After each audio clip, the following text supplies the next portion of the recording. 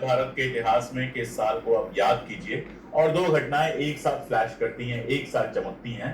पहली घटना पूर्व प्रधानमंत्री इंदिरा गांधी की हत्या और दूसरी घटना उसके तुरंत बाद देश भर में सिखों के खिलाफ हुआ दंगा। आजाद भारत के इतिहास में सिखों के खिलाफ यह सबसे भयंकर और इकलौता दंगा था और ये एक ऐसी घटना है जिस घटना की कालिक हमारे आजाद हिंदुस्तान के इतिहास पर हमेशा लगी रहेगी और ये एक ऐसी घटना है जिसके लिए किसी का कोई बचाव किया भी नहीं जा सकता। आप सब जानते हैं इंदिरा गांधी की हत्या हुई थी, उनके दो सिख जो बॉडीगार्ड्स थे बेअंत सिंह और सतवंत सिंह, उन्होंने गोली मारकर उनकी हत्या की थी।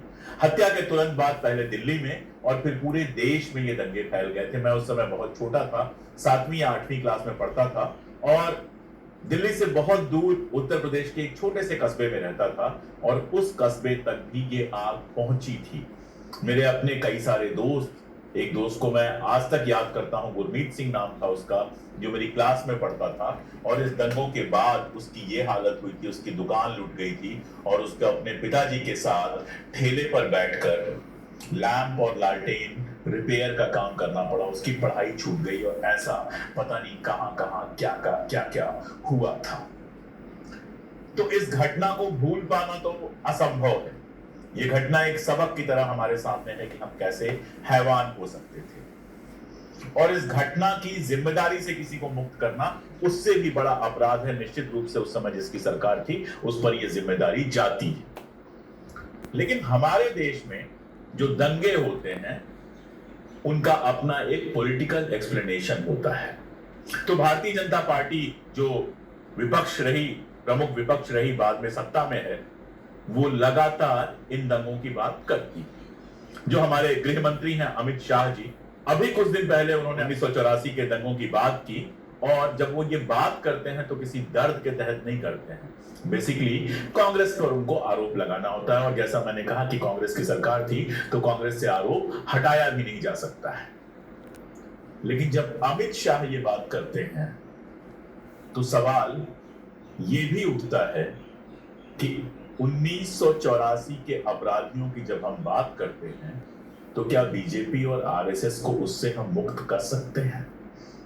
क्या 1984 के दंगों में बीजेपी और आरएसएस की कोई भूमिका नहीं थी और अगर थी तो क्या भूमिका थी? इस पर अक्सर बहुत कम बात होती है। हालांकि आप गूगल करेंगे, अगर सर्च करेंगे, थोड़ा पढ़ने की कोशिश करेंगे तो बहुत सारे तथ्य आपको मिल जाएंगे, लेकिन अक्सर इस पर बात नहीं होती है। कांग्रेस ने कई बार माफी मांगी, मनमोहन सिंह माफी मांग चुके हैं, कांग्रेस एज अ पार्टी माफी मांग चुकी है और 10 साल तक एक सिख को उन्होंने प्रधानमंत्री बनाया। मनमोहन सिंह जी हमारे प्रधानमंत्री रहे। पंजाब में भी उसकी सरकार रही जहां अमरिंदर सिंह मुख्यमंत्री रहे। तो कांग्रेस ने तो खुद स्वीकार किया इस बात को कि हां, हमसे गलती हो गई। कांग्रेस के कई बड़े नेताओं, चाहे वो सज्जन सिंह हो या दूसरे लोग हो, उनको सजा हुई बाकायदा, उनका पॉलिटिकल कैरियर पूरी तरह से खत्म हो गया। लेकिन इसके साथ साथ ये सवाल बना रहेगा कि भारतीय जनता पार्टी और आरएसएस की भूमिका क्या थी। आज इस वीडियो में मैं इसी भूमिका पर थोड़ा डिटेल में बताने की कोशिश करूंगा और जब मैं बताऊंगा, आप जानते हैं मैं इतिहास का लेखक हूं, तो जब मैं बताऊंगा तो थोड़ा आपको इतिहास में ले चलूंगा। पंजाब के साथ जो पहली प्रॉब्लम शुरू हुई वो थी पंजाबी सूबा मूवमेंट। सूबा मतलब राज्य। पूरे देश में इस तरह की मांग उठ रही थी कि भाषा के आधार पर राज्य बनाए जाएं और पंजाब में भी यह मांग उठी कि चूंकि वहां एक पंजाबी भाषा बोली जाती है तो पंजाबी भाषा के आधार पर पंजाब राज्य बनाया जाए। हमारे देश के पहले प्रधानमंत्री पंडित जवाहरलाल नेहरू भाषा के आधार पर या धर्म के आधार पर राज्यों के बंटवारे के खिलाफ थे। उनका यह मानना था कि इस तरह का बंटवारा देश को बांट सकता है। ये सही था या गलत था, ये इतिहास फैसला करेगा, लेकिन उनका ऐसा मानना था कि पंजाबी या किसी भी भाषा के आधार पर जो राज्य बनते हैं वो राज्य निर्माण का सही तरीका नहीं है। तो भारतीय जनता पार्टी, आरएसएस के लोग बार बार ये आरोप लगाते हैं कि जवाहरलाल नेहरू तो तभी से पंजाब के खिलाफ थे और मैं आपको उसी इतिहास में ले चल रहा हूं। बाज नाम की पत्रिका में एक लेख मिलता है गुरजंत सिंह का। उस लेख का टाइटल है the RSS have never been an ally of Sikhs, यानी आरएसएस कभी भी सिखों की साथी नहीं रही है। इसमें वो लिखते हैं कि जो पंजाबी सूबा मूवमेंट चल रहा था, उस मूवमेंट के दौरान जो उस समय भारतीय जनसंघ थी, यानी भारतीय जनता पार्टी के पहले जो आरएसएस से संबद्ध पार्टी थी भारतीय जनसंघ, जिसमें श्यामा प्रसाद मुखर्जी और दीनदयाल उपाध्याय जैसे लोग थे, उसने पंजाबी सूबा जो मूवमेंट था उसको भाषा की जगह पर कम्युनलाइज करने की कोशिश की, उसको सांप्रदायिक बनाने की कोशिश की। वो बताते हैं कि बीजेएस के, भारतीय जनसंघ के जो उस समय बड़े नेता थे दीनदयाल उपाध्याय, उन्होंने 5 सितंबर 1965 5 सितंबर 1965 को एक आर्टिकल लिखा जिसका शीर्षक था दिस पंजाबी सूबा बिजनेस। उस आर्टिकल में वो लिखते हैं, I need not be repeated that the Punjabi Suba is a misnomer for Master Tara Singh's Sikh state. Whatever Sant Fateh Singh might say, the whole movement is based on communal appeal. It is carried on openly from the religious platforms in the Gurudwaras. This Suba therefore will be a theocratic state in India. We cannot allow it. कुल मिलाजुलाकर वो ये कह रहे हैं कि ये जो पंजाबी सूबा मूवमेंट है, ये भाषा का नाम भले ही ले रहा है, लेकिन मूलतः यह एक सांप्रदायिक मूवमेंट है। सिख लोग जो हैं वो अपने संप्रदाय के आधार पर राज्य बनाने की मांग कर रहे हैं और इसीलिए धार्मिक स्तरों से भी इसका प्रचार हो रहा है। और उनका कंक्लूजन ये है कि अगर पंजाबी सूबा बनता है तो ये भारत के भीतर एक थियोक्रेटिक यानी धर्म आधारित राज्य होगा, और वो कहते हैं we can not allow it. तो जवाहरलाल नेहरू के सैद्धांतिक विरोध की तो बात होती है, लेकिन भारतीय जनसंघ जो इसका सांप्रदायिक विरोध कर रहा था, इसकी बात कहीं नहीं होती। और यही नहीं, उसी दौरान भारतीय जनसंघ ने वहां पर जो गुरुद्वारे थे, गुरुद्वारों के आसपास सिगरेट, तंबाकू और तंबाकू की दूसरी चीजें बिकने के लिए आंदोलन किया। आप जानते हैं सिख धर्म में तंबाकू बैन है, तो जो गुरुद्वारे हैं या गोल्डन टेम्पल जो है उसके आसपास ये मांग की गई कि इस तरह के जो दुकानें इस तरह की हैं उन दुकानों को बंद किया जाए। लेकिन भारतीय जनसंघ ने उस जमाने में यह आंदोलन चलाया कि ये दुकानें बंद नहीं होनी चाहिए। और इसी समय आर्य समाज ने एक जुलूस निकाला था जिसमें 10,000 हिंदू थे, जिनकी उंगलियों में जलती हुई सिगरेटें थीं और तलवारें थीं, और जो नारा लगा रहे थे बीड़ी सिगरेट पिएंगे शान से जिएंगे। ये उस जमाने में भारतीय जनसंघ कर रही थी। ये सिखों और हिंदुओं के बीच में बंटवारा डालने का काम था।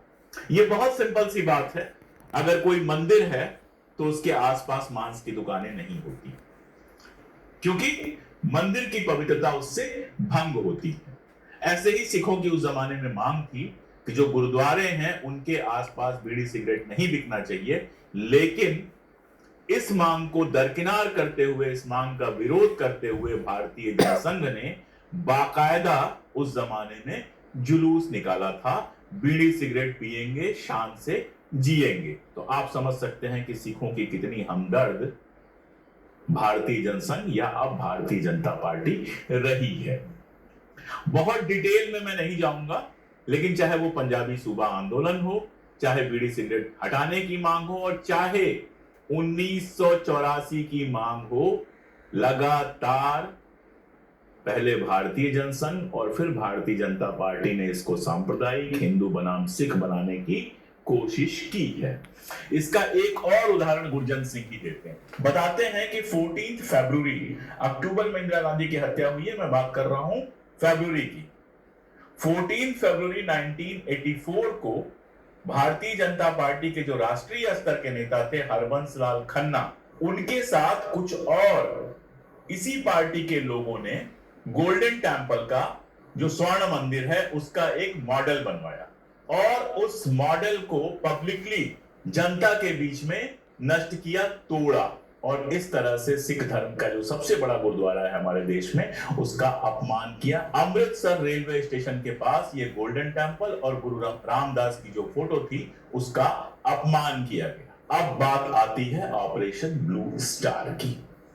ऑपरेशन ब्लू स्टार आप जानते हैं कि स्वर्ण मंदिर के अंदर सरकार ने सेना भेजी थी और इसके लिए आज तक इंदिरा गांधी की या कांग्रेस की लानत मलामत होती है। सारा किस्सा ही वहीं से शुरू हुआ जब जो आपका स्वर्ण मंदिर था उसके अंदर जो आतंकवादी छिपे हुए थे उनको मारने के लिए इंदिरा गांधी ने ऑपरेशन ब्लू स्टार किया। सैनिक स्वर्ण मंदिर में घुसे।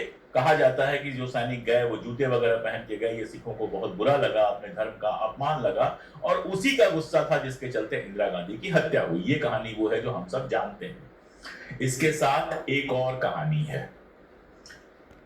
स्वर्ण मंदिर में सेना भेजने के लिए जो लोग भारत सरकार पर दबाव डाल रहे थे उसमें राष्ट्रीय स्वयंसेवक संघ और बीजेपी के लोग शामिल थे। आप कहेंगे आप कहां से कह रहे हैं? मैं कहीं से नहीं कह रहा हूं। लाल कृष्ण आडवाणी, आप जानते हैं लाल कृष्ण आडवाणी की भारतीय जनता पार्टी में क्या हैसियत रही है।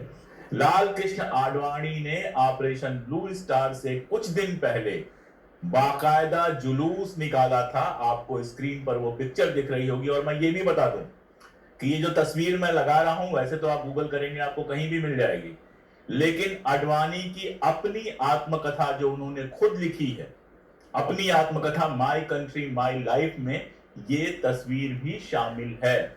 उस किताब से ये तस्वीर लेकर मैं आपको दिखा रहा हूं जिसमें स्वर्ण मंदिर के अंदर फौज भेजने के लिए आडवाणी जी ने बाकायदा जुलूस निकाला था और वो इस बात को बाकायदा स्वीकार भी करते हैं, इंकार नहीं करते कि ये जुलूस किसी और चीज का था। पहली बात तो ये कि ये फोटो अपनी उस आत्मकथा में छपवाते हैं और उसके बाद उस आत्मकथा में एक अध्याय है the trauma and the Triumph of Punjab. उसमें आडवाणी बाकायदा लिखते हैं, स्क्रीन पर आप इंग्लिश में पढ़ सकते हैं, मैं हिंदी में आपके लिए पढ़ देता हूं। वो लिखते हैं बीजेपी के इतिहास में एक प्रमुख जन आंदोलन भिंडरावाले और उसकी निजी सेना के सामने सरकार के आत्मसमर्पण के खिलाफ था। भिंडरावाले ने स्वर्ण मंदिर को अपनी कार्यवाही का मुख्यालय बनाया हुआ था और इसीलिए आडवाणी जी ये मांग कर रहे थे कि स्वर्ण मंदिर के अंदर सेना भेजी जाए, यानी जो ऑपरेशन ब्लू स्टार हुआ था उसको बीजेपी और आरएसएस की भी पूरी सहमति थी। और यही नहीं, ऐसी खबरें भी उस जमाने में आई थी कि जब स्वर्ण मंदिर में फौजी कार्रवाई हुई थी तो उसके बाद आरएसएस ने लड्डू बांटे थे। अब चलते हैं इसके आगे।